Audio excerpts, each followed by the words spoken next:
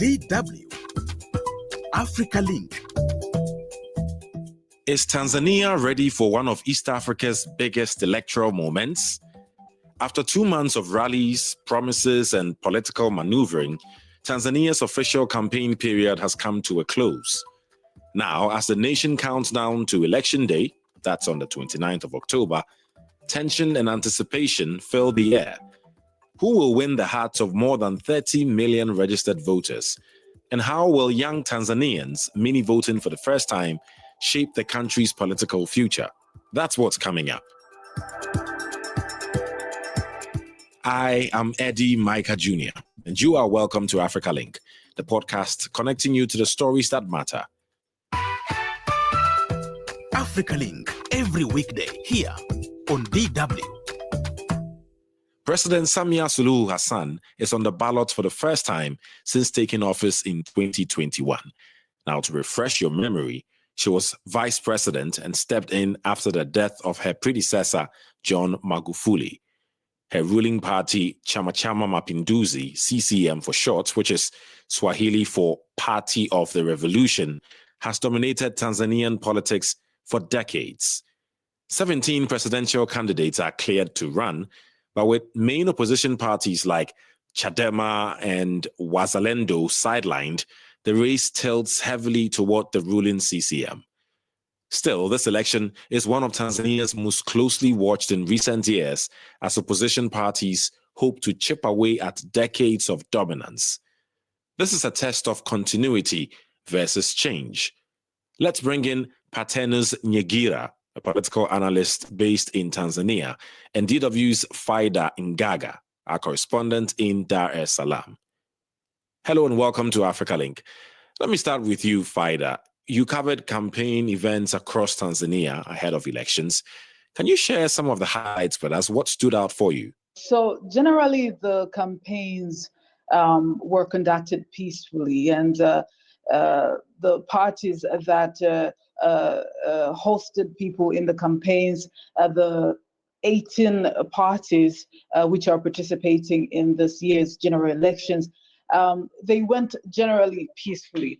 But the things that really stood out were the fact that the main opposition party in Tanzania, Chadema, did not this year participate in the elections. So there wasn't generally much varying views or much opposition with regards to the campaigning across the country. So CCM seems to be dominating the campaigns, even though all the other parties which are participating, the 18 parties, have been, gathering people have been going to the rallies, but you can see the mood, the atmosphere that the main ruling party is gathering more crowds and gathering more support.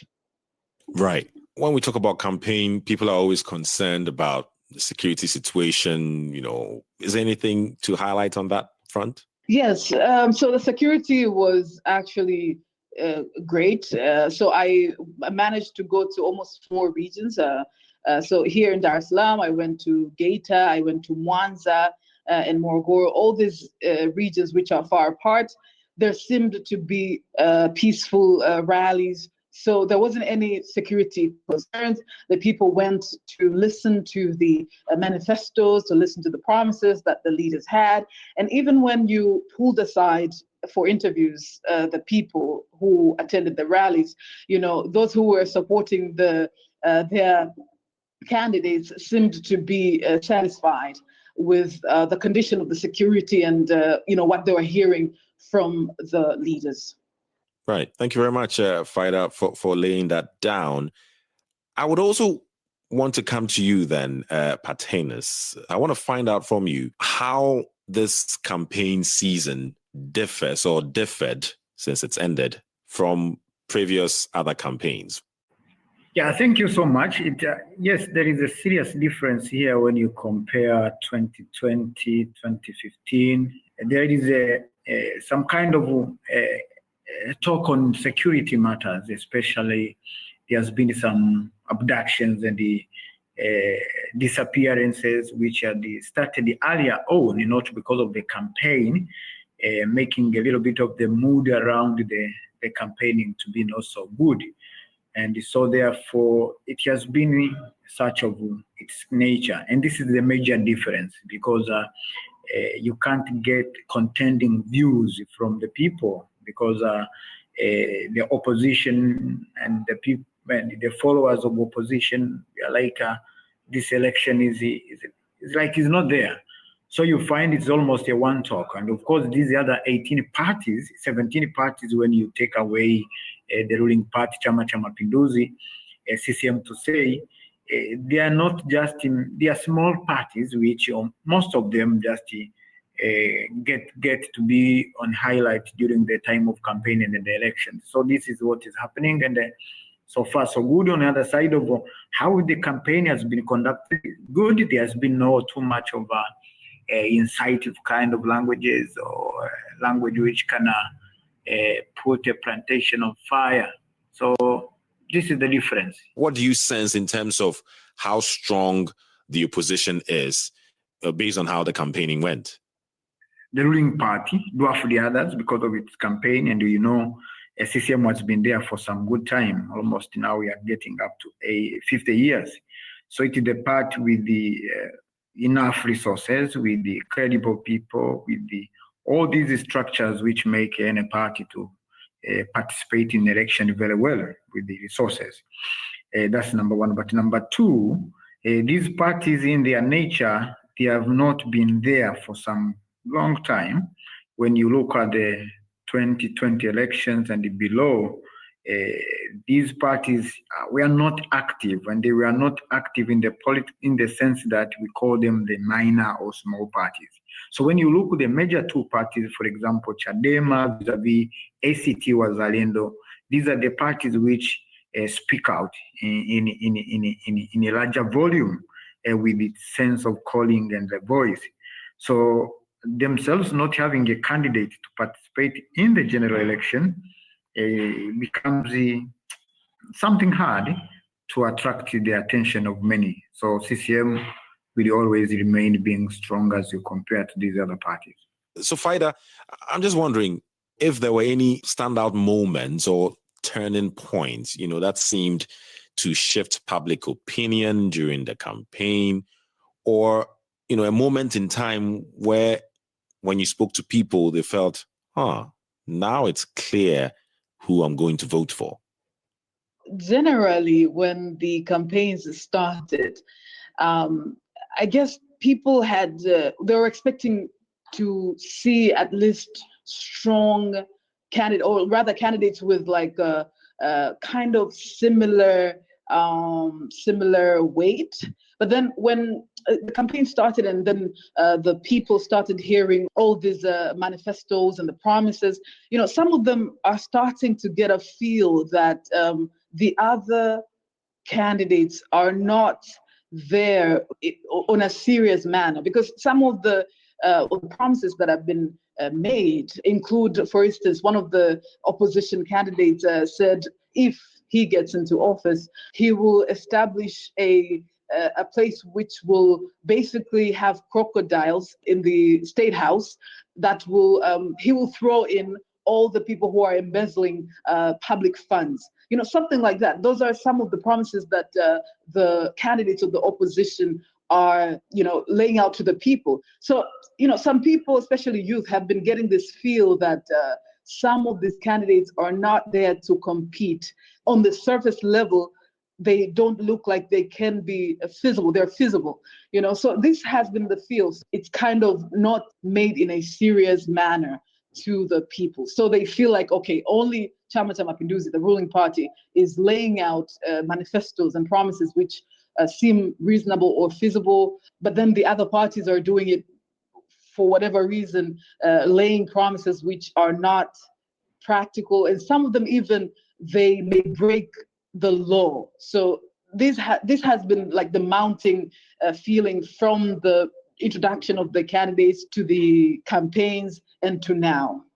Interesting. It seems to me, Faida, that you're suggesting that the opposition seem very weak and that voters are clearly going for the party that has been in power for decades.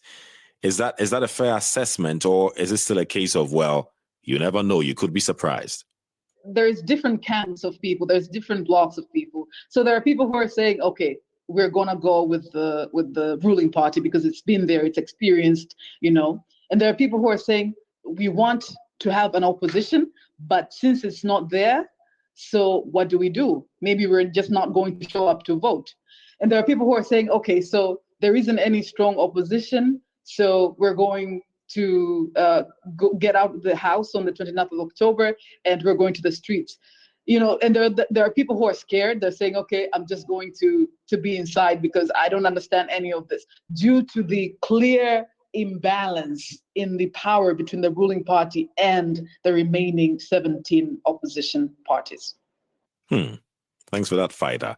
So, Patenis, tell us more about how the ruling CCM has positioned itself ahead of the election. Thank you so much. The CCM is always like that.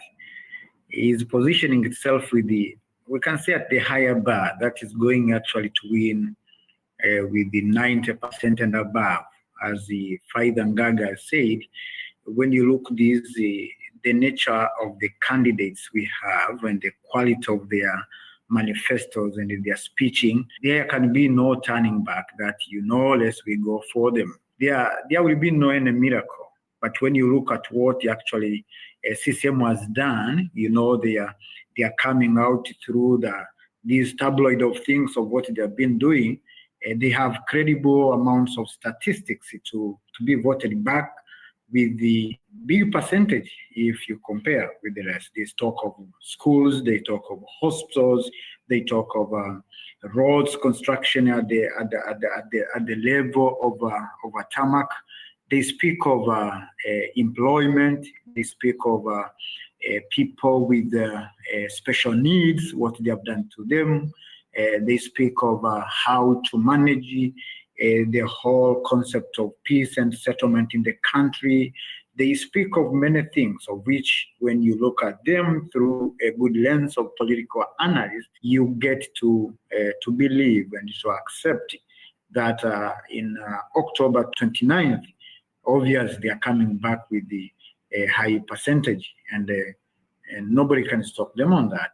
Because if we had those two political parties I've told you, with their strong candidates, and they have attracted a good number of followers, we could say it would be 50-50. But now, beyond repair, it is above 90%. Now that is, it seems both of us or all of us are talking about an election, which is in a week's time. And it seems it's clear that the ruling CCM may be retaining the power.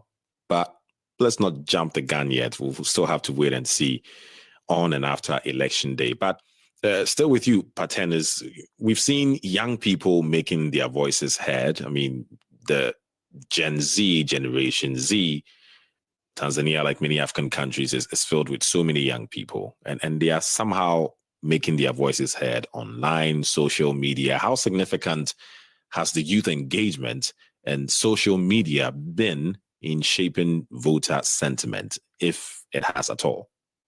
Yes, it has, because it has shaken up the authority here. They are speaking by and large that 29th of October, there has been a high move from the social media that we are not going to vote. Instead, we have demonstrations. And some of the people who are behind this move, they are the elders across the world, some from America, some from Europe, and some from wherever they are. But they are picking it. The Gen Z of Tanzania are picking it in the sense for those users. But it has started now affecting the whole spectrum of things in the country.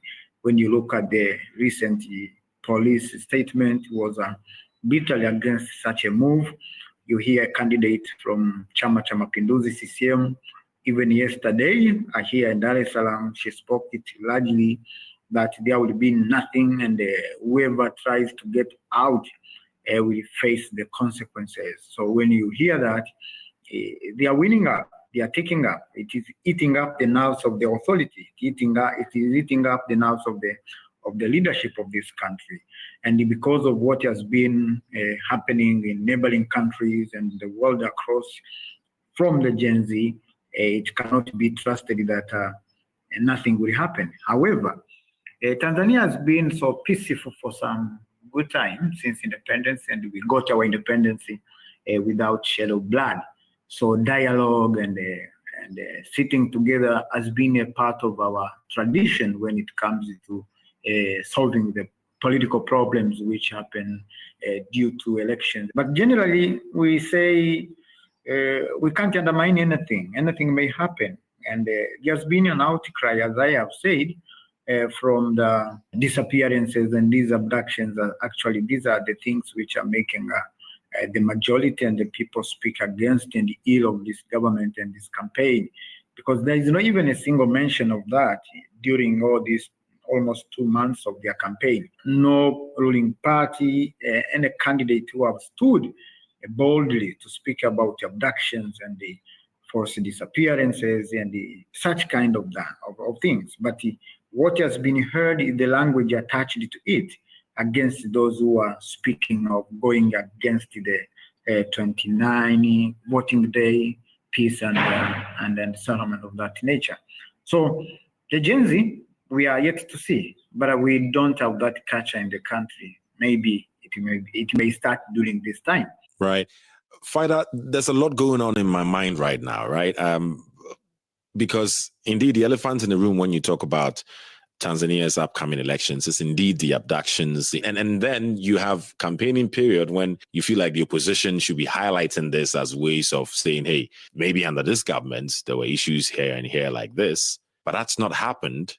And you would expect the Gen Z to be very vocal about things that they consider not right. But it sounds to me from what you're saying that hasn't really been the case, has it? And I'm just wondering why. So there has been talk like on social media where some influencers, some just young people, talking about we need to raise a voice, or a voice has to be out there about the people who are being abducted, because if the situation stays like this, then no one is safe. So there has been those talks. But with regards to the campaigning and the candidates, there hasn't been much talk.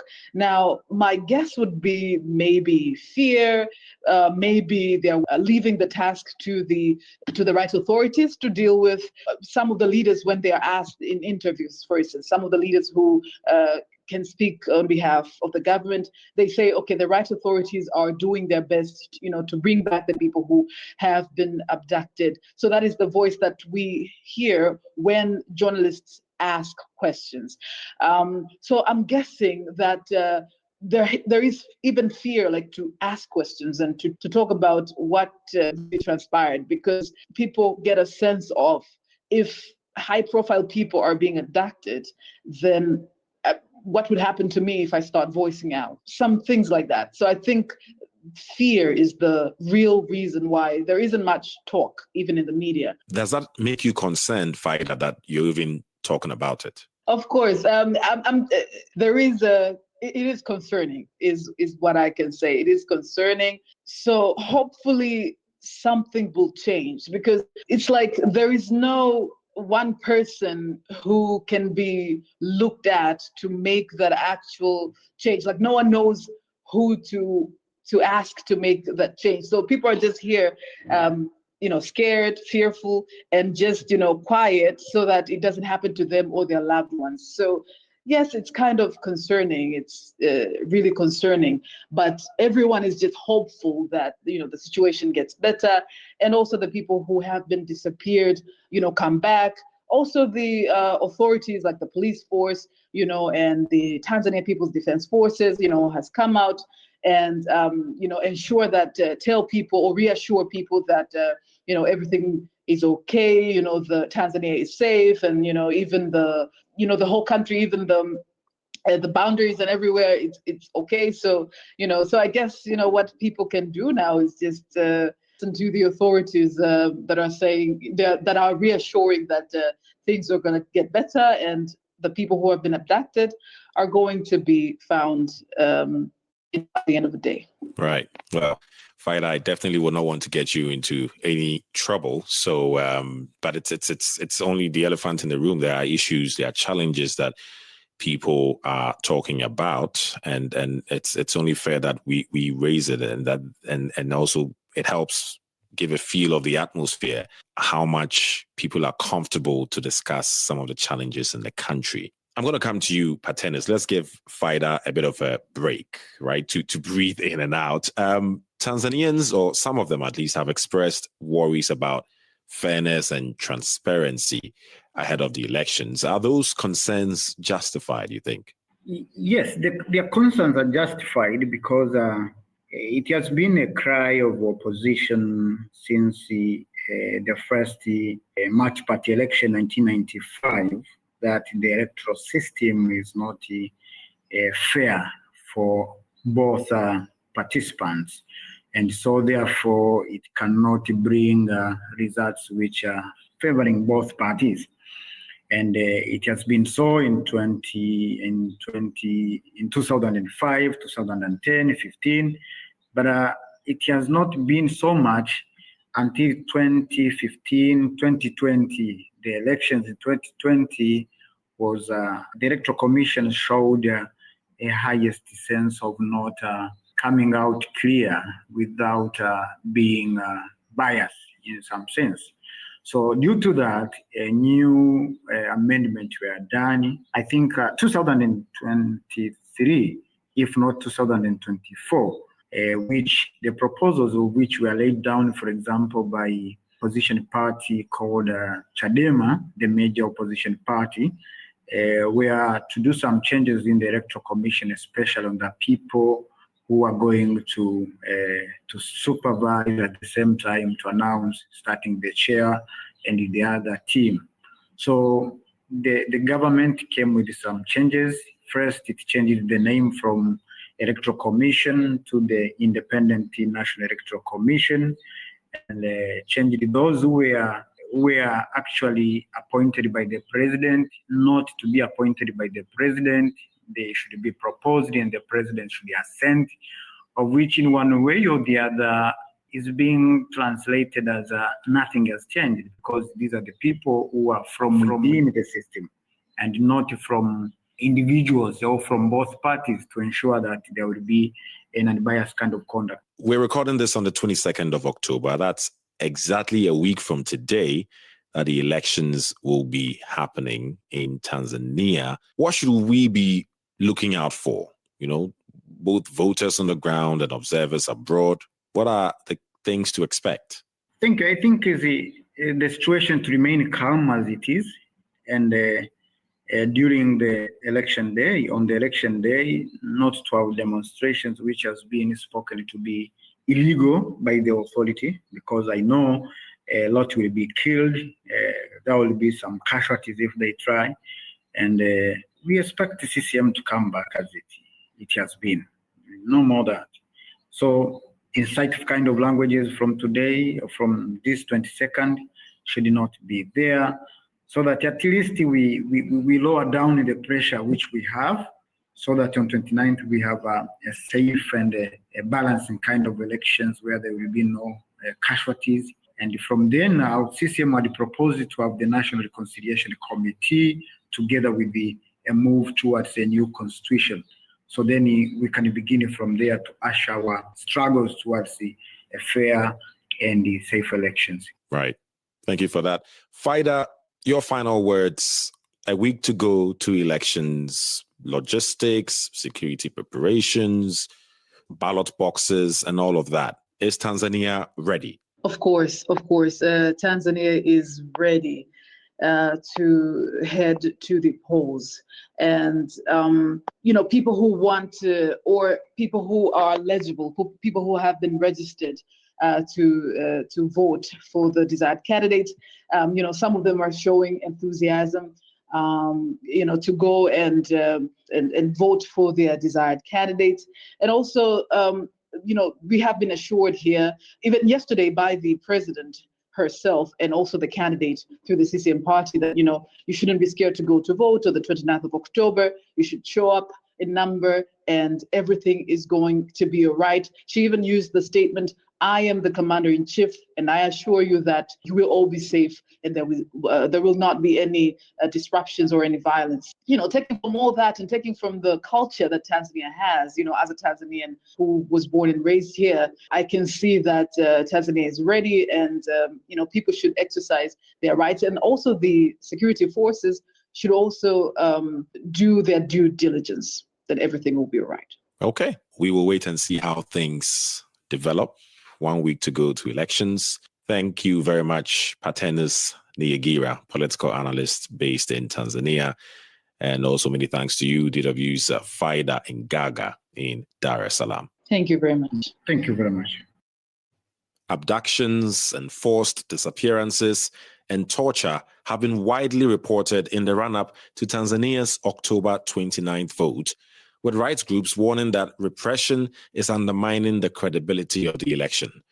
They also warn that a broader crackdown on the opposition and media voices could undermine public trust in the process. At the same time, the country's young voters, often called Generation Z or Gen Z, make up nearly half of the electorate. Many are digital natives, first-time voters, and job-hunting graduates calling for accountability and reform. Their voices could redefine Tanzania politics if they turn out. We'd love to hear from you, so share your thoughts with us on Facebook at dw.com. Listen to us on Spotify or wherever you get your podcasts. And don't forget to subscribe to our DW Africa YouTube channel so you never miss an episode. This show was co-produced and edited by Josie Mahachi, and I am Eddie Micah Jr. Thanks for listening.